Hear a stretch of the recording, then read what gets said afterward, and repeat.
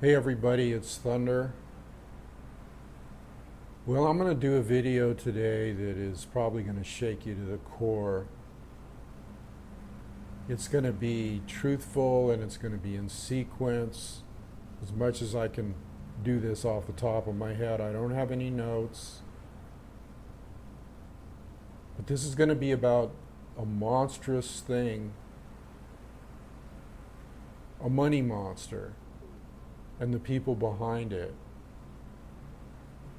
And I'm going to start, I think an appropriate place to start would be when the indigenous people of this beautiful land here were killed and genocide was committed on them and their land was taken and all the resources of the land and the land itself were used for bartering and for greed and for maniacal purposes. Okay. And I did a lot of research lately, done a lot of research, been reading up on the financial thing. It seems like it just started happening to me. It seems like Spirit directed me to start looking into things in a more intricate level on the money thing. Because basically, the whole situation that we're in today has to do with resources and it has to do with money.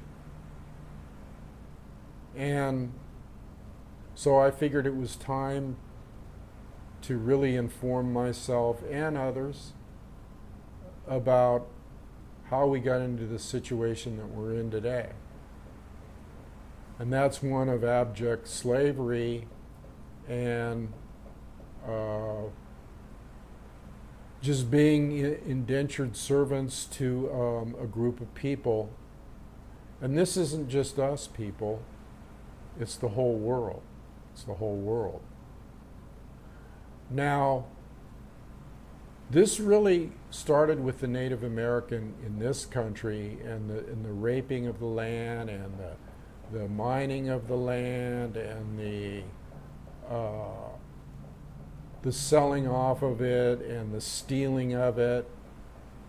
It all started with that, okay? And if you fast forward, where we really started getting the problems is during the Vietnam War in the 60s. And guess what happened then? Well, Nixon was in office, and he took us off the gold standard. He took America off the gold standard, okay?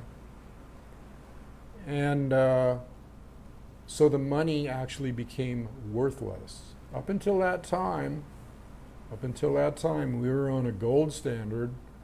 In other words, our, excuse me, our money was backed by gold. It was worth something.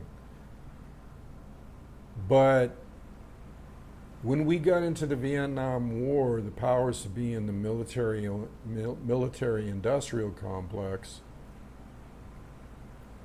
decided that they needed lots of money more than what they had to pursue this war of aggression. And so they decided to go off the gold standard and print money out of thin air, basically. That's when the trouble really started, the ball really started getting rolling here, started rolling down the hill with the momentum that we see today that can't be stopped, and that's why we're in trouble. Okay, we're in trouble. And when I say we, I mean anybody living in this world or in this country or nation or whatever. And the powers to be, the money people, all created this. This is a fascist state. It's a fascist government in the USA right now because all the politicians sold out to the corporations, and the corporations and the government have become one entity. And so that's fascism. That's the definition of fascism. This is what was prevalent in Nazi Germany. So when we went off the gold standard, they did something else too. They created what is known as the petrodollar. Now, I'm sure you've heard of that term, the petrodollar. And how that happened was they made a deal with Saudi Arabia to protect them militarily. And I remember when that happened. In exchange for them only accepting dollars for oil. That made the dollar the world's reserve currency, which is controlled by the Fed, which is not a part of the government here, but a private organization, almost like a corporation. It is a corporation. It garners profits off of people and things and land and that type of thing. It's an engine. It's like a steam engine pulling a train. And the train is, the rest of the cars are the economy. Okay, and they control it all. And if they make a mistake, it's party over. It's party over. Well, people, they've made a lot of mistakes. They didn't realize that this thing was going to get to the extent that it has. And population has a lot to do with that. Population. And they encouraged that. They encouraged a population bubble so that they could be like vampires and suck the blood or the lifeblood or the prosperity out of all these people and nations. And they're doing that, and they've done it to the extent that there is no more lifeblood to be sucked out. At the same time that they did the petrodollar thing, we became a debtor nation, a debtor nation. And that means that people thrived on borrowing money and getting, credit cards were in vogue, and people lived on an illusory conception of their reality.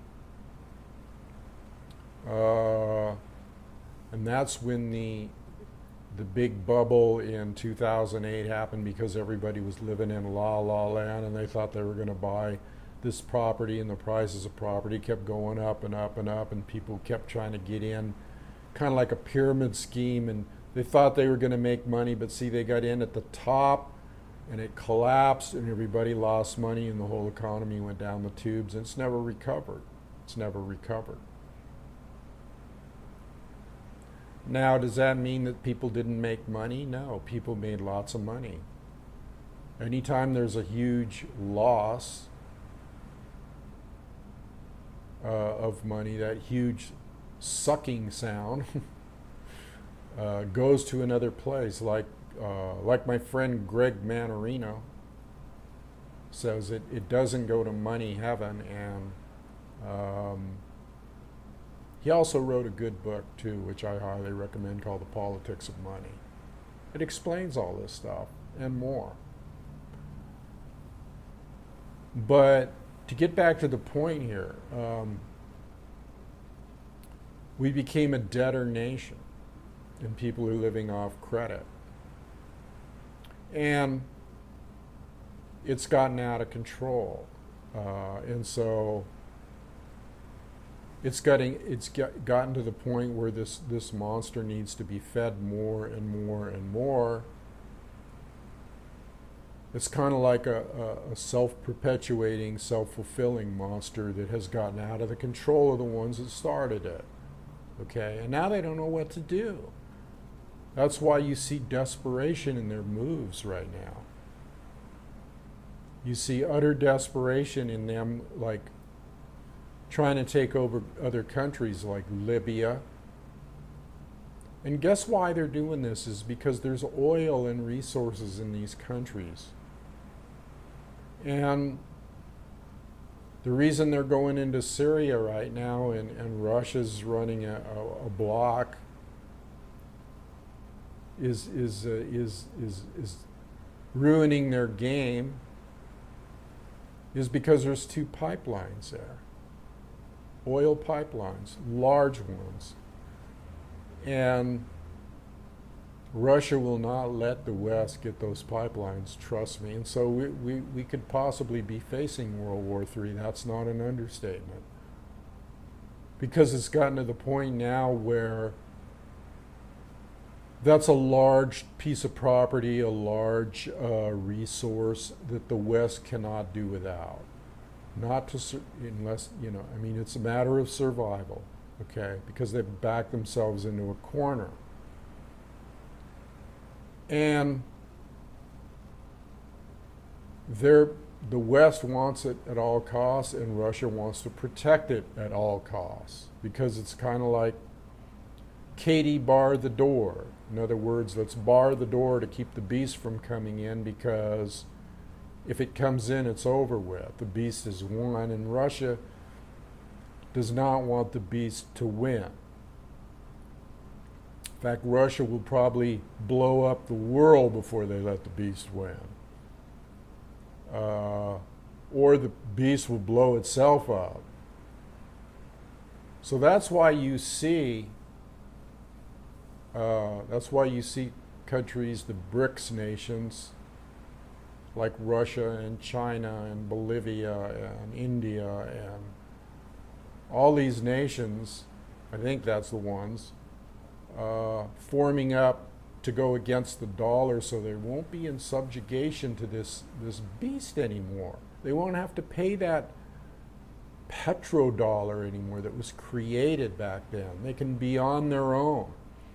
They can form a different coalition, a different beast, if you will. So it's going to be beast against beast, okay? And I think that's a good term. The Bible even uses that term, the beast. The mark of the beast. You shall not be able to buy or sell except under the mark of the beast. I didn't plan this video that way. Or the monster. We could call it a monster. And that's why they want to control every aspect of your life. They want to know everything there is to know about you.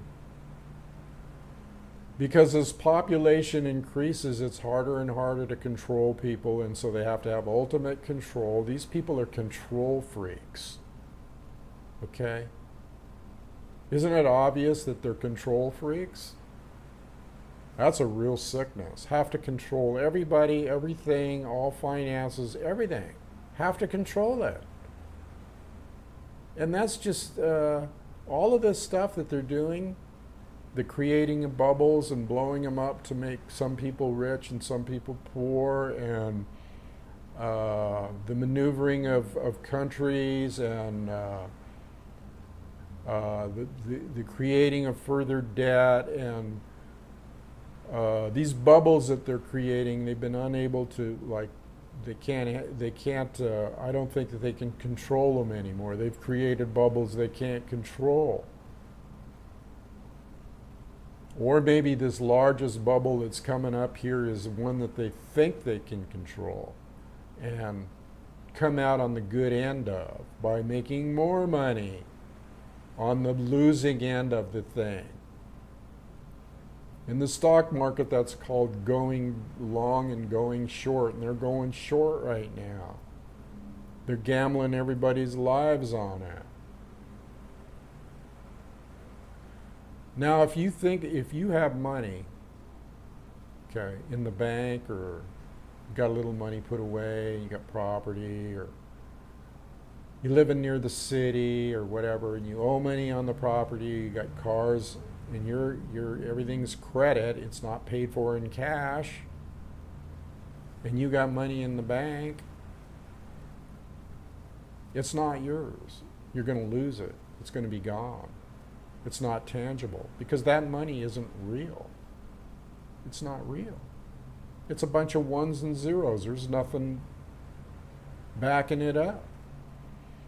And when you keep money in a bank, it's leveraged, okay, and they can leverage that like 5 times what it's worth. If you put $5 in, they can make loans of up to 5,000 or something off that $5. And that's why you would never get your money back in a bank run, because they've loaned all your they've used your money in leveraging, and they can't afford to. If you've got 100,000 in there, they could never afford to give you back that money, because they're leveraging that money. It's all a vicious game, people. It's all a dog-eat-dog game. And these people are traders, T-R-A-D-E-R-S, but they're also traitors, T-R-A-I-T-O-R-S.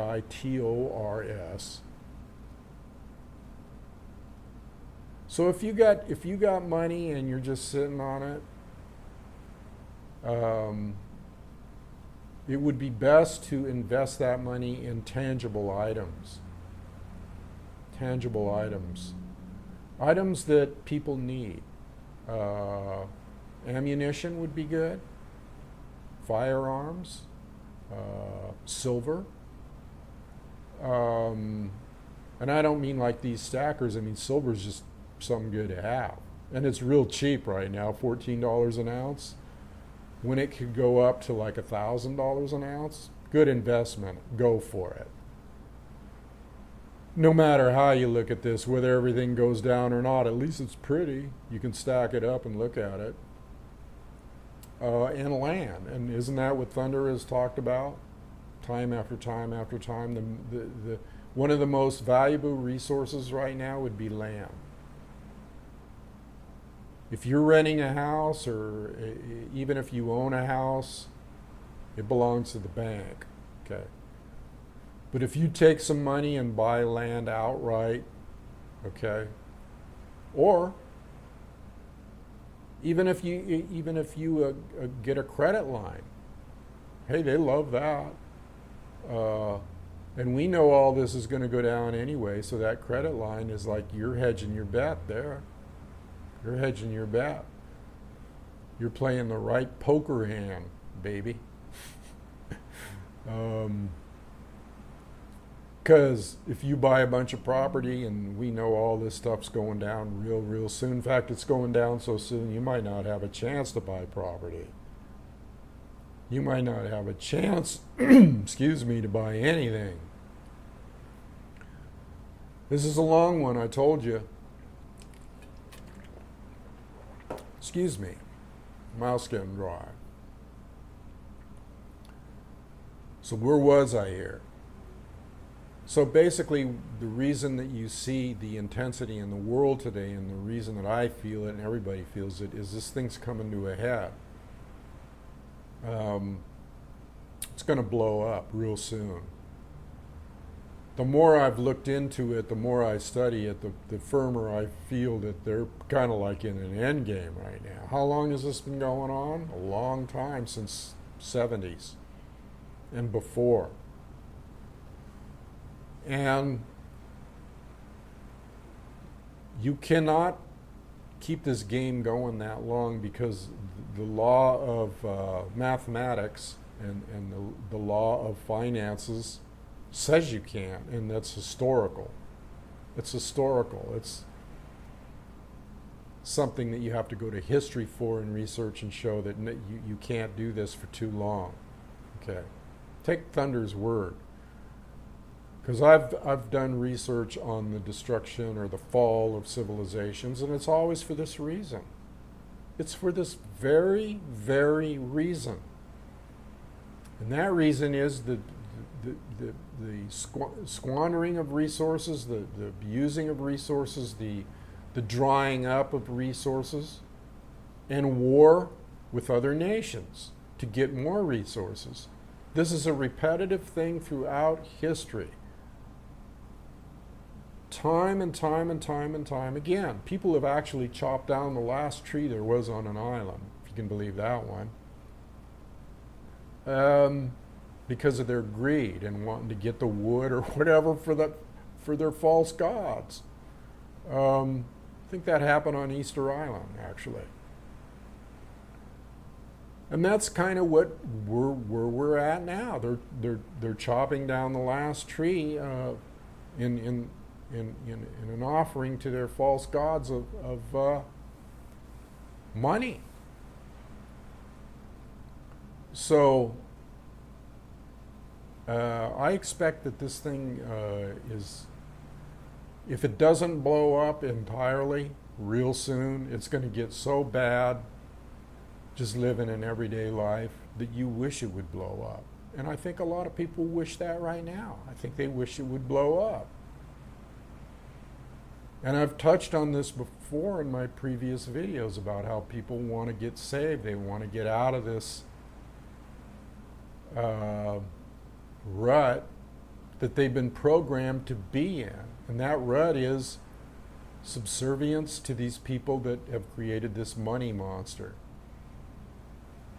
And just paying out, and slaving, and working every day, and having their blood sucked dry.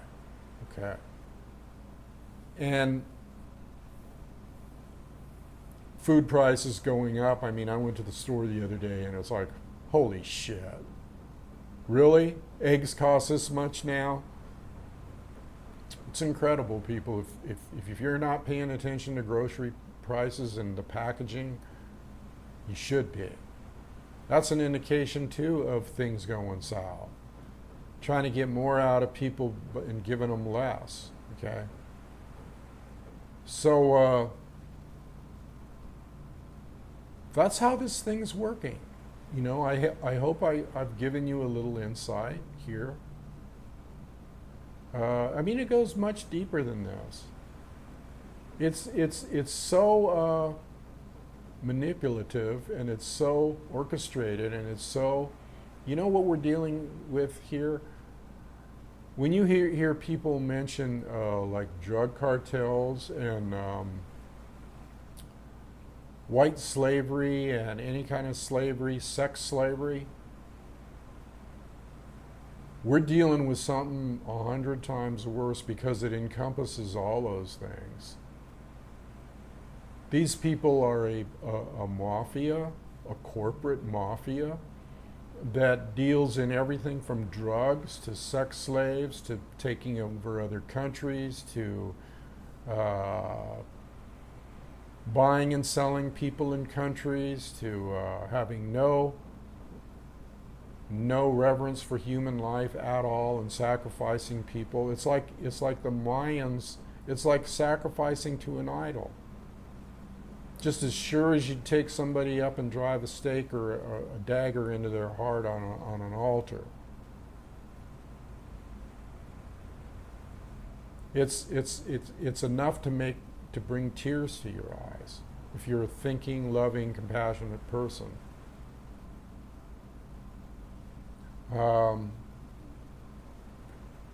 This is what it's all about. This is what it's all about. So in review, I want to kind of review the things so you get them in your mind here. The petrodollar, the creating of money in 71, I think it was, in the Nixon administration, going off the gold standard, no more Fort Knox. There's probably no more gold in America. And that's another reason why you see these countries like China and Russia storing up gold right now. They're into tangibles. They see the end coming. Now, some think that there's going to be like a big economic reset. Okay, they think that the plan is, okay, the final plan could be to purposely burst all these bubbles and destroy everything and make money on it while they're doing it, and then restart it again. Reset, they call it. But this time a dollar would have to be based on gold. It would have to be based on something tangible. And does America have gold? Well, some think they don't. Some think all the other countries have got gold. And so it makes you wonder if they're not kind of in a self-destructive frenzied state of mind right now. Because how can they restart the economy if they don't have any gold to base it on? If they don't have tangibles? Maybe that's why they're plundering other countries to get resources. I'm telling you, people, this is the fall of civilization right before your very eyes. You're watching it die right before your very eyes. You're watching it take the last gasps of breath, and you're in it. So what do you want to do with those, as an individual? What do we want to do? Well, what we want to do is we want to invest in each other, get outside their system and invest in tangible things. And tangible things, again, would be land, money, land resources, not money, because money's worthless. Land, resources, silver, ammunition, food, all these things would be something good to invest in, because again, if you're living in a house or renting a house or even own a house, it's still owned by the bank. It's still owned by the bank, and it's being leveraged. And when they need resources, they will take your house, they will take your money, they will take everything.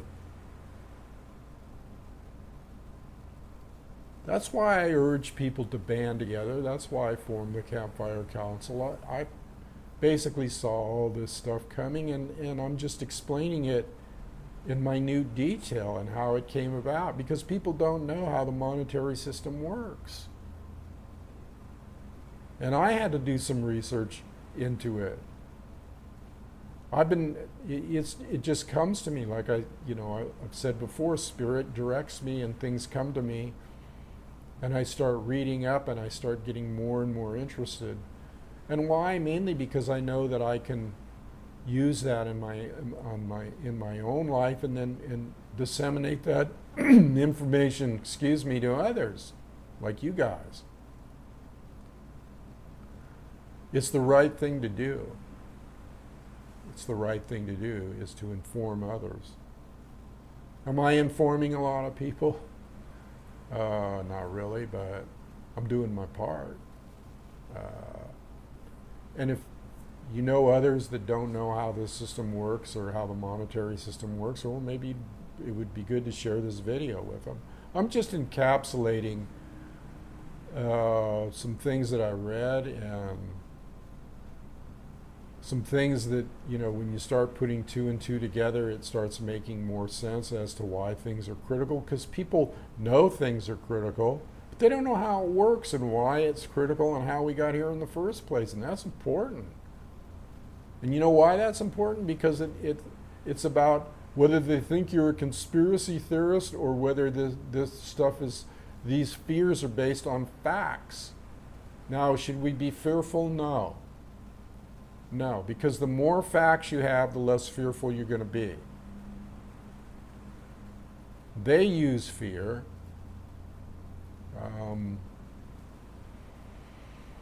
I firmly believe, I'm starting to believe that there's a way for people, if they made the right moves now, with tangibles and with land and with their personal life, if they know how the game is played, they can make the right moves. Let me put it that way. If they know how the game is played, you can make the right moves. You kind of almost have to think like them, only not in a ruthless, cold-hearted way. You have to think in a way of, how can I use what they do to protect myself? How can I use what they do on a level where I can use it against them? I can do what they're doing, only I can use it against them. That's the way you have to think. Okay? And that means you think your way around circumstances and debts and the horrible yoke or burden that they put upon you. You have to realize that you're a free spirit and that this is all just a game. It's all just a game. And you can step outside that game by bonding together as a group of people and coming to your senses, snapping out of this illusion that they've got us all trapped in, making right decisions with whatever resources you have. Hell, I mean, even if you got $50 extra a month to put into some kind of tangible thing,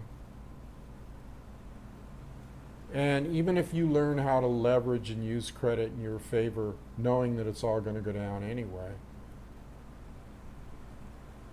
and you can do that. You can leverage like they do and get land and do whatever you want to do. You can get that. And I think one of the reasons that I was led down this path about money and trying to look into how it all works is because it's going to help me with the counsel, and it's going to help me as an individual. And so I want to help others. So I'm disseminating this information to you. And whether we work together or not in the council or not, Thunder's going to work this in his own life. It's given me new insight and a new kind of energy. And knowledge is power. Knowledge is power. And the more we empower ourselves with what's going on, the more we can find the truth out about things, the less doubt we'll have about ourselves. See? The less doubt we'll have about ourselves. We'll realize that we're not the bad guys. We'll quit beating up on ourselves for being poor. We'll quit beating up on ourselves for the dire situations that we've got ourselves in, because we didn't get ourselves in them. Other people got us in them. Through brainwashing and societal accepting being led as a puppet. Being disempowered by these people that have created this money monster. Okay? We need to get beyond that.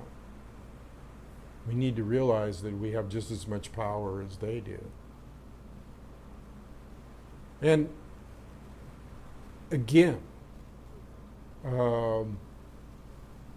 we can help each other.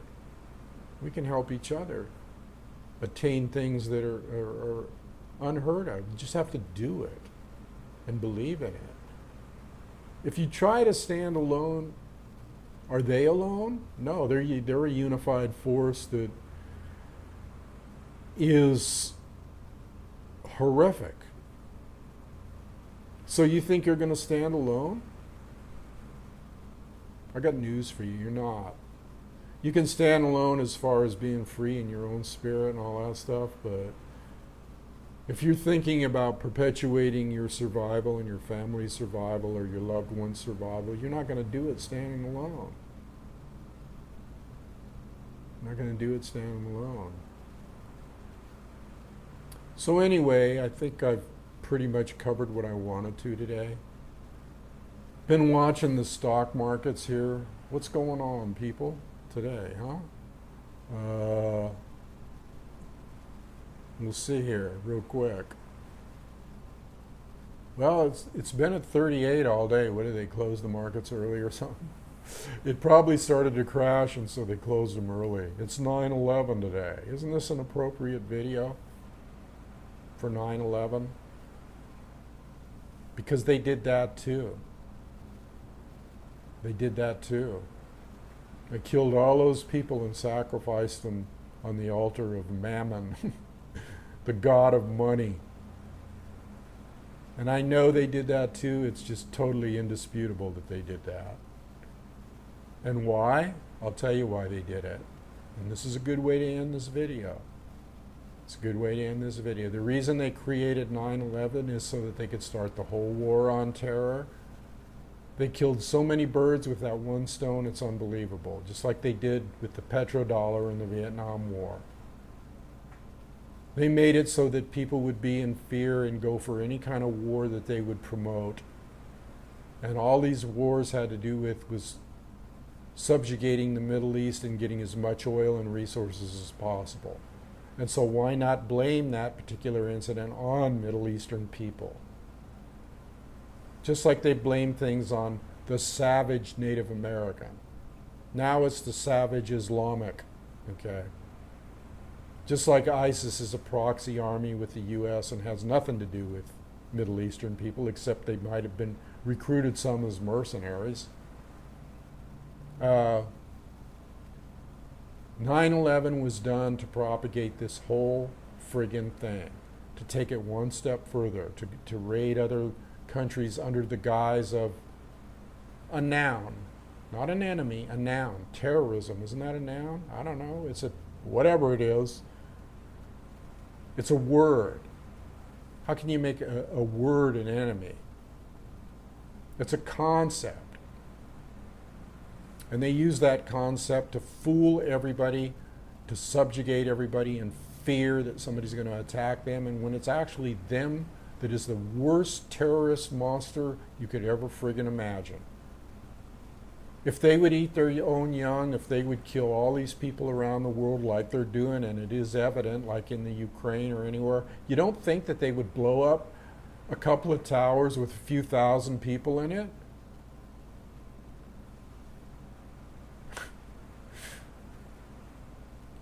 Think about that one. I'll leave you with that thought on this day that they want to use as an anchor in your mind to strike terror. All right, Thunder's out of here. Think about the things I said today. I think this is a very important video. I think it's a really important one that you can go to time and again to look at how all this stuff was created. And I just scratched the surface here. I just scratched the surface on the manipulations that they do with money. All right, have a good weekend, people. This is Thunder, over and out.